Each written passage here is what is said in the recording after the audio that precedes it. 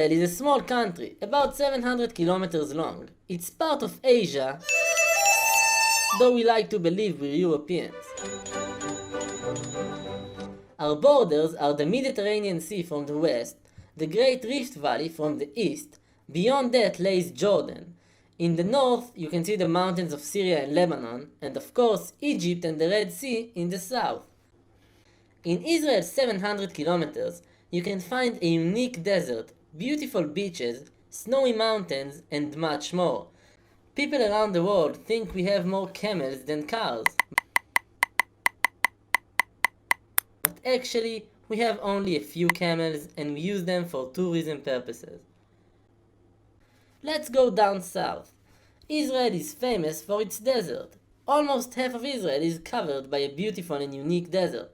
Not so much dunes though, so don't think you're going sandboarding. Aww.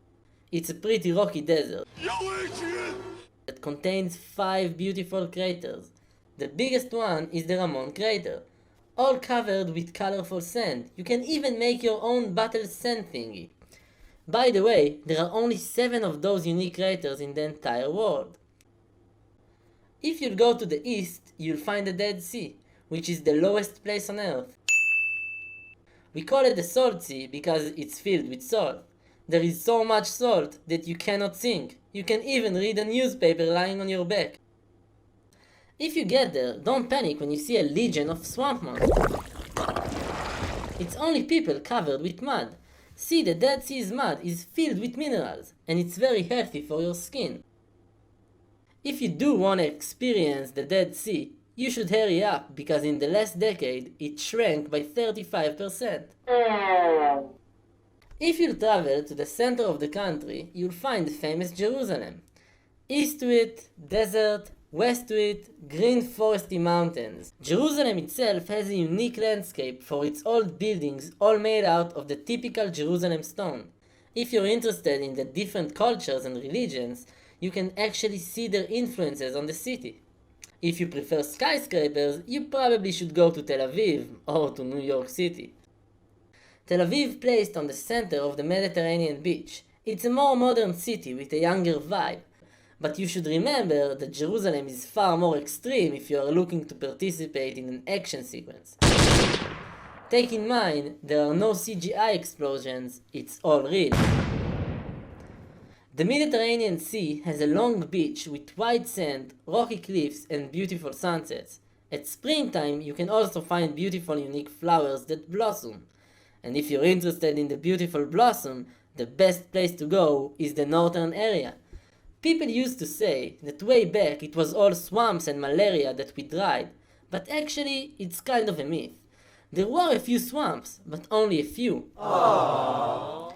One of the biggest projects of establishing Israel was drying the Achula swamp for agricultural purposes. Later on, we found out that the soil is bad and the ecological damage is off the chains. So we filled it back up, and now it's a natural reserve. The swamps that we did dry had a huge impact in the bad kind of way on Israel's wildlife. We'll explain more in the future episodes. As we started to say, Israel's northern part is the greenest part of Israel. Not Tel Aviv kind of green. Damn, son.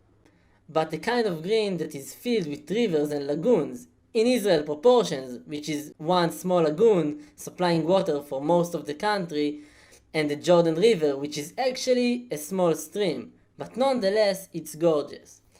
The Sea of Galilee, the Jordan River, and the Dead Sea are all part of the Great Rift Valley, which is the biggest geographic trench in the world, going all the way to Mozambique.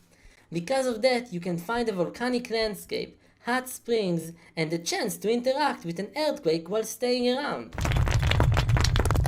In the north tip of Israel, we have our highest mountain, the Hermon, covered with snow for a whole month a year. We even have a ski resort. It's not the biggest, but it is the most expensive. So as you see, Israel has a varied landscape. And you can cross it all by car in about 6 hours, by plane in half an hour, or by foot within 2 months at slow pace.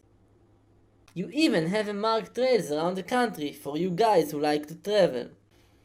If you subscribe, we'll add prizes and original music. And if not...